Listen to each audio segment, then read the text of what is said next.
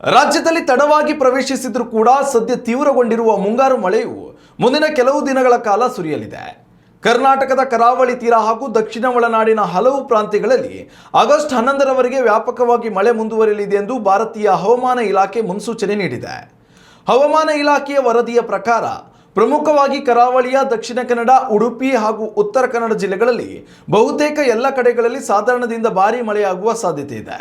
ಮಲೆನಾಡು ಭಾಗದ ಶಿವಮೊಗ್ಗ ಮತ್ತು ಚಿಕ್ಕಮಗಳೂರು ಜಿಲ್ಲೆಗಳಲ್ಲಿ ಮಳೆಯ ಅಬ್ಬರ ಜೋರಾಗಿದ್ದು, ಕಳೆದ 24 ಗಂಟೆಗಳಲ್ಲಿ ಶಿವಮೊಗ್ಗದ ಆಗುಂಬೆಯಲ್ಲಿ ಗರಿಷ್ಠ 9 ಸೆಂಟಿಮೀಟರ್ ಹಾಗೂ ಶೃಂಗೇರಿಯಲ್ಲಿ 6 ಸೆಂಟಿಮೀಟರ್ ಮಳೆ ದಾಖಲಾಗಿದೆ.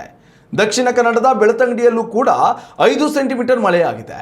ಇನ್ನೊಂದೆಡೆ ರಾಜಧಾನಿ ಬೆಂಗಳೂರು ನಗರ, ಬೆಂಗಳೂರು ಗ್ರಾಮಾಂತರ, ಮೈಸೂರು, ಕೊಡಗು, ಚಾಮರಾಜನಗರ, ಹಾಸನ, ತುಮಕೂರು, ಚಿತ್ರದುರ್ಗ ಹಾಗೂ ಕೋಲಾರ ಸೇರಿದಂತೆ ದಕ್ಷಿಣ ಒಳನಾಡಿನ ಬಹುತೇಕ ಜಿಲ್ಲೆಗಳಲ್ಲಿ ಮೋಡ ಕವಿದ ವಾತಾವರಣವಿರಲಿದ್ದು ಹಗುರದಿಂದ ಸಾಧಾರಣ ಮಳೆಯಾಗುವ ನಿರೀಕ್ಷೆ ಇದೆ. ಇತ್ತ ಉತ್ತರ ಒಳನಾಡಿನ ಬೆಳಗಾವಿ, ಧಾರವಾಡ, ಯಾದಗಿರಿ, ರಾಯಚೂರು ಮತ್ತು ಕೊಪ್ಪಳ ಭಾಗಗಳಲ್ಲಿ ಒಂದೆರಡು ಕಡೆ ಸಾಧಾರಣ ಮಳೆಯಾಗಲಿದ್ದು ಗಂಟೆಗೆ 30ರಿಂದ 40 ಕಿಲೋಮೀಟರ್ ವೇಗದಲ್ಲಿ ಬಲವಾದ ಗಾಳಿ ಬೀಸುವ ಸಂಭವವಿದೆ. ವಿಜಯಪುರ, ಬಾಗಲಕೋಟೆ ಮತ್ತು ಕಲಬುರಗಿಯಲ್ಲಿ ಹಗುರ ತುಂತುರು ಮಳೆಯಾಗುವ ಸಾಧ್ಯತೆ ಇದೆ.